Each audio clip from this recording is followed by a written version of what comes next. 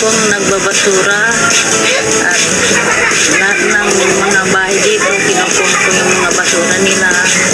Tapos, binibigyan ako ng 20, 30. Ang naitulong ni Congressman Mark Juanco sa amin, ito bigas. Ito yung pinili ko kasi mas mura dahil yun ang kailangan ng mga tao. Nung naitinda ko yung bigas, nakabili na ako ng printer, saka lamination, computer, saka marami din nagpapa-photocopy dito. Yun ang pagkabuhayan ko ngayon.